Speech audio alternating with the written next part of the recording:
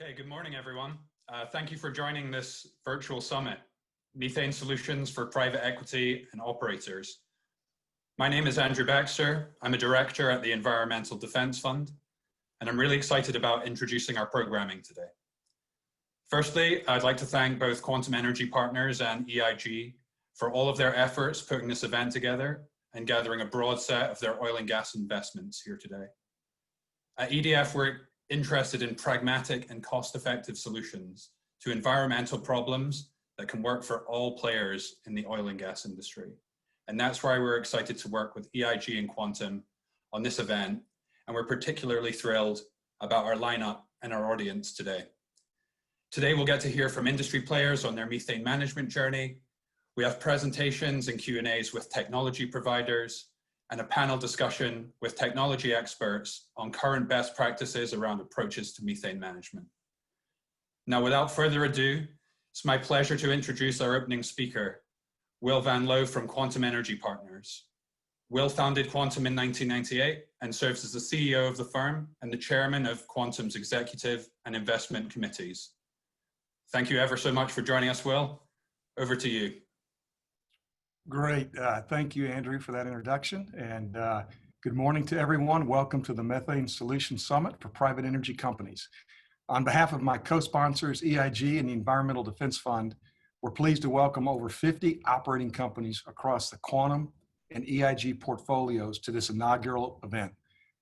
During our time together this morning, we will hear from a variety of methane management experts, ranging from upstream operators, advanced technology providers, and ESG consulting firms and regulatory advisors on what they are seeing and doing to assist the industry on the critical topics of methane leak detection and overall methane management.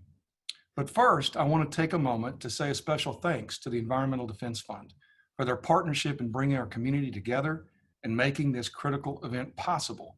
I'm sure when many of you got the invite to today's event, you thought you might be seeing a round two to the cage fight that began last night on national television during the presidential debates. But I can tell you, nothing could be further from the truth. We've been working with the EDF team since 2019 on a number of initiatives designed to encourage, educate, and support private equity companies in the development of their emissions management and reduction programs. And I can tell you, it has been a very cordial, a very complimentary relationship. And we're very excited to have a partner in what we see as one of the biggest issues facing our industry over the next few years. Today's event is the first in what we and EIG hope can be a series of events that will involve more of our private equity peers and address an increasingly broader range of sustainability topics over time.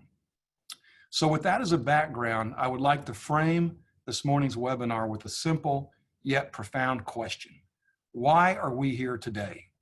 First, an observation about the environment we collectively operate in. While there are clear differences of opinion among stakeholders across industry, government, and scientific communities as to the various drivers of climate change and required energy transition solutions to do our part to mitigate them, the broad topic of climate change is no longer a debate. The specific role of natural gas as a bridge fuel in the energy transition and methane as a contributor to climate change has been a challenging issue.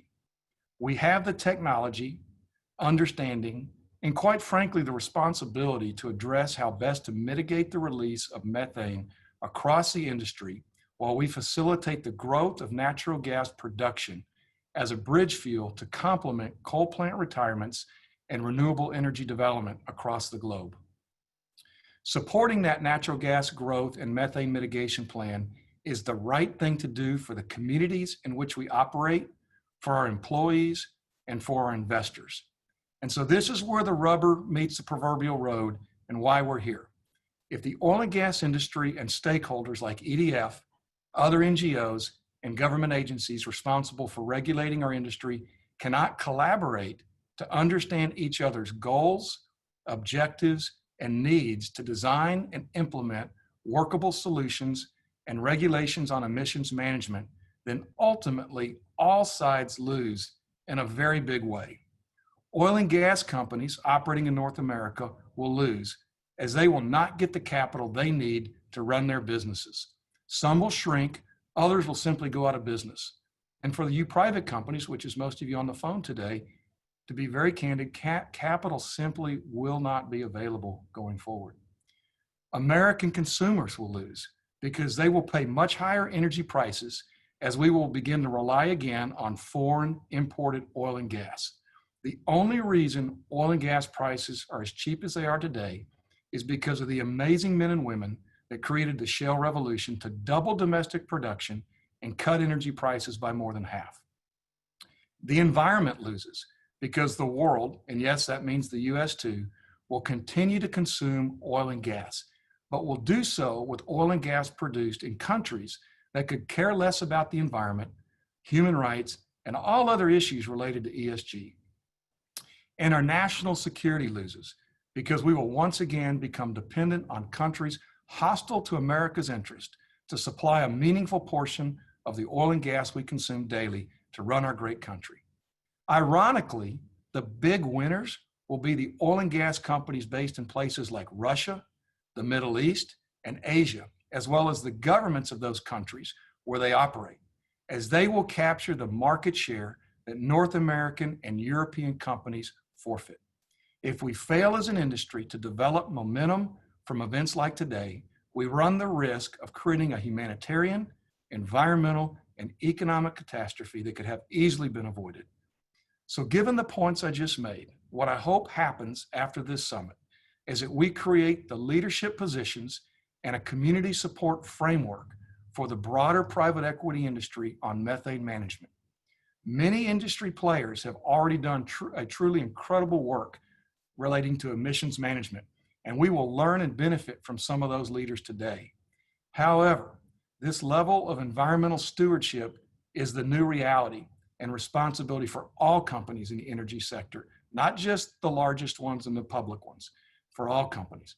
It's always been a mandate for quantum portfolio companies, and we are going to raise the bar again going forward. To that end, Quantum has just finished a 6-month search process, global search, literally interviewed candidates from all over the world for a head of our ESG program. And that person will start in about a month, and she will basically work with both our internal investment team as well as each of our portfolio companies on the vital issues ahead of us. EDF, EIG, and Quantum have designed this event as the first step in what we intend to become a model for the type of constructive, forward-looking dialogue that we as industry players and other NGOs must commit to going forward.